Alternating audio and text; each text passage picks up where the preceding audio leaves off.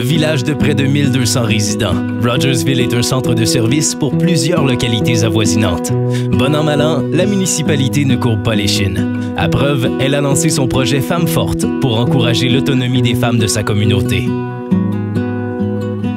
Le programme de Femmes fortes a commencé en l'automne 2018, quand on a réalisé qu'il y avait un besoin dans la communauté, surtout au niveau des veuves dans la région. Une fois que leurs maris sont partis, ils réalisent qu'il y a peut-être certaines connaissances qu'ils ont manquées. Ça fait qu'on a vraiment, on voulait vraiment aller chercher eux autres, mais on a réalisé une fois qu'on a fait des consultations publiques qu'il y avait vraiment un plus grand besoin, c'était plus large que ça. Ça fait qu'on a décidé de faire une série d'ateliers à plusieurs reprises qui étaient accessibles, gratuits pour toutes les femmes et les filles de la région. On avait une grande variété d'ateliers pour vraiment adresser les problèmes de résilience, donner de la confiance aux femmes de la région. Ça a vraiment construit vraiment une génération de femmes plus fortes. Puis on a beaucoup d'appui dans la région, dans la communauté. Ça a vraiment bien été reçu. L'initiative des Femmes fortes dans la région de Rogersville, ça a été super positif. J'ai plusieurs patientes qui me disent qu'ils participent et que ça leur fait beaucoup de bien. On vient toucher avec certaines sessions des côtés de la santé physique, comme la nutrition, l'entraînement. Il y a aussi des côtés qui est plus spirituel ou même la santé mentale, comme la dépression, l'anxiété ou même l'estime de soi.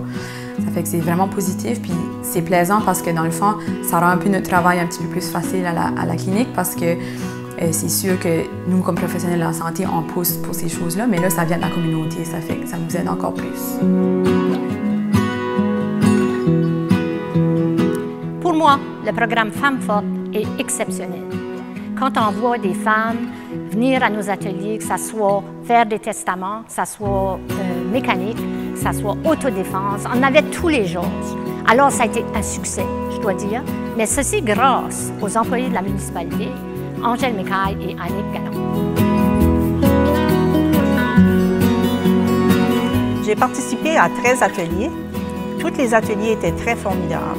Surtout, celle qui m'a impressionnée, c'est l'atelier sur les préserves des fruits. On avait des jeunes femmes avec nous et on a partagé, on a revu toutes les démarches qu'il y avait à faire. Et puis, avec 2 heures qui a passé très, très vite parce qu'on a fait ça dans la joie. Et puis, on est reparti avec nos petites préserves qu'on avait faites durant la journée.